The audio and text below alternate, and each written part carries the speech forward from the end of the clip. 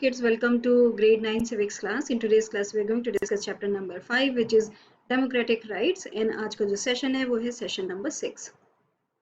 So we are going to discuss about right against exploitation. So exploitation के खिलाफ जो rights हैं उनके बारे में हम लोग discuss करेंगे session में.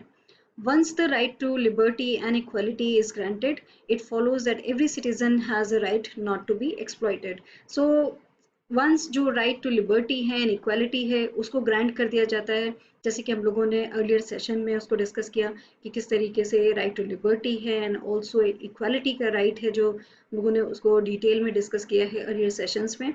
उसके बाद it follows that every citizen जो है उनका जो राइट है नॉट टू बी एक्सप्लॉइटेड, उसके बारे में भी बहुत सारी चीज़ें हैं जो इसमें बताई गई हैं कि हाउ इट मेक श्योर कि जो सिटीजन्स हैं उनको एक्सप्लॉइटेशन उनका ना हो, तो उसके बारे में जो राइट्स हैं वो है राइट अगेंस्ट एक्सप्लॉइटेशन के.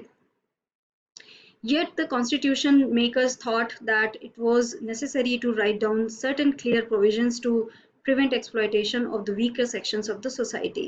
Yet जो constitution है, जिन्होंने constitution बनाया, जो हमारे constitution makers हैं, उन्होंने ये सोचा कि it was necessary कि वो they write down certain जो clear provisions हैं जिससे कि exploitation जो है वो prevent होगा.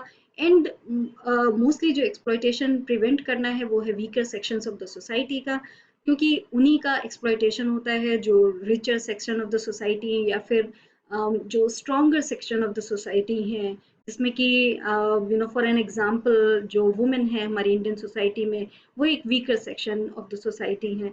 एंड ऑल्सो जो पुअर लोग हैं वो भी हमारे जो इंडियन सोसाइटी है उसमें weaker section of the society हैं. तो उनका एक्सप्लॉइटेशन ना हो उसको रोकने के लिए जो कॉन्स्टिट्यूशन है, उन्होंने कॉन्स्टिट्यूशन मेकर्स ने दे थॉट अबाउट इट, इन्होंने they wrote down certain clear provisions हैं जो हमारे कॉन्स्टिट्यूशन में लिखे गए हैं.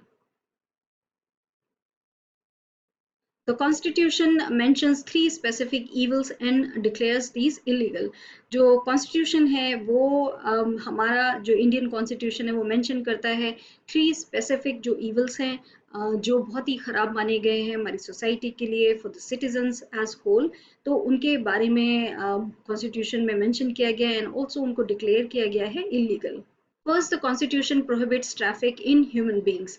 Traffic here means selling and buying of human beings, usually women, for immoral purposes. Now, first जो चीज़ है Constitution में prohibit किया गया है वो है traffic in human beings. Now, this traffic is not the normal traffic कि हम लोग रोड पे जा रहे हैं, जो cars चल रहे हैं या फिर other जो vehicle चल रहे हैं. It's not talking about that. तो ये this is human trafficking कि जो humans की trafficking की जाती है.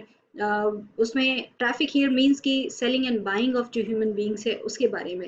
एंड यूजुअली जो ये ट्रैफिकिंग होती है ह्यूमन बींग्स की उसमें वुमेन हैं और उनका जो ट्रैफिकिंग है वो होती इमोरल पर्पसेस के लिए. तो उसके रोकने के लिए या उसको प्रोहिबिट करने के लिए हमारे कॉन्स्टिट्यूशन में ट्रैफिक इन ह्यूमन बींग्स जो है उसको प्रोहिबिट किया गया है कि ये जो इलीगल तरीके से किया जाता है या इमोरल पर्पसेस के लिए यूज़ किया जाता है ह्यूमन ट्रैफिकिंग को, उसको रोका जाए. एंड जो human trafficking it's not only for women, वो होता है बच्चों में भी. तो बिकॉज किड्स जो हैं they are also weaker section of the society, वो अपना ध्यान जो है वो खुद नहीं रख सकते हैं. That is why they are also coming under weaker section of the society.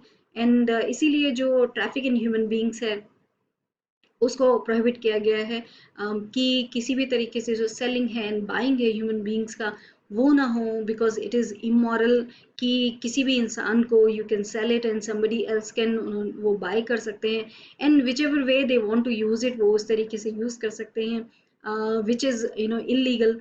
And that is why इसका जो प्रोहिबिशन है हमारे जो कॉन्स्टिट्यूशन में वो लिखा है. Second, our constitution also prohibits forced labor or bigar in any form. Bigar is a practice where the worker is forced to render service to the master free of charge or at a nominal remuneration. तो second जो हमारे constitution ने prohibit किया है वो है forced labor और जिसको बोलते हैं बिगार in any form. तो forced labor जो है वो भी एक बहुत बड़ी प्रॉब्लम है. And it is coming from बहुत ही पुराने टाइम से ये जो एक फोर्स लेबर की चीज़ है, जो फोर्स लेबर कराया जाता है वो आ रहा है। पुराने ज़माने में इसको बिगार बोलते थे, तो तब ज़्यादा ये जाना जाता था बिगार के नाम से। तो इसको कॉन्स्टिट्यूशन ने प्रोहिबिट किया है किसी भी फॉर्म में। तो बिगार is prohibited in any form. और बिगार जो ये एक प्रैक्टिस है वेयर जो वर्कर है उसको फोर्स किया जाता है कि वो अपनी सर्विसेज दे टू द मास्टर, या जिसको भी वो अपना मास्टर समझता है, फ्री ऑफ चार्ज और एट अ नॉमिनल रिम्यूनरेशन। तो मोस्टली बेगार में इट दिस इज कॉल्ड बेगार क्योंकि उसमें आप जो काम कर रहे हैं उसमें आपको उसके लिए कुछ भी दिया नहीं जा रहा है। So you are not getting anything in return, कि आपको कोई सैलरी नहीं मिल रही है या फिर आपको कुछ भी काइंड में भी नहीं दिया जा रहा है। और अगर दिया भी जा रहा है तो बहुत ही नॉमिनल जो रिम्यूनरेशन है उसका वो मिलता है। तो हमारा जो कॉन्स्टिट्यूशन है वो प्रोहिबिट करता है इस चीज़ को कि किसी भी इंसान से आप बेगार करवाएं, because any buddy who is working for you you should be paying for them for their services.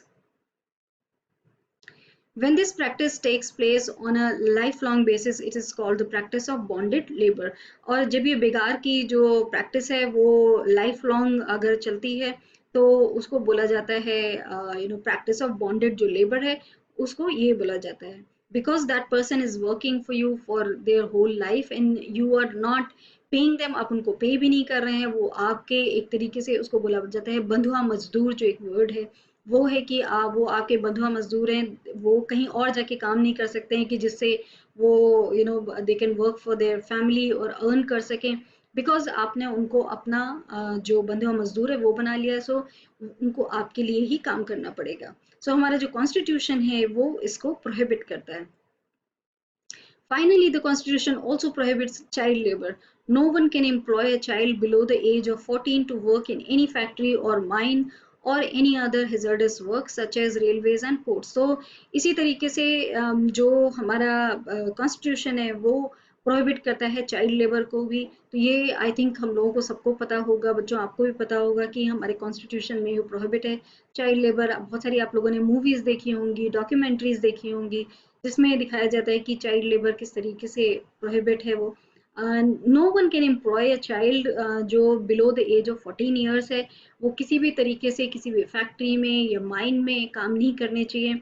ये पूरी तरीके से इलीगल है, फिर भी इट इज़ हैपनिंग एंड उसमें हमारे जो कॉन्स्टिट्यूशन है उसमें इसका प्रोहिबिशन भी है। तो इस against a law and not only कि माइन या फैक्ट्रीज या एनी हजार्डस वर्क, इस सब जगह कुछ भी जो बच्चे हैं जो 14 ईयर से कम के एज के हैं उसको चाइल्ड लेबर माना जाता है, तो उनको ये करना इलीगल है। एंड ये जो प्रोहिबिशन है वो हमारे कॉन्स्टिट्यूशन में भी दिया है। Using this as a basis, many laws have been made to prohibit children from working in industries such as beedi making, firecrackers and matches, printing and dying.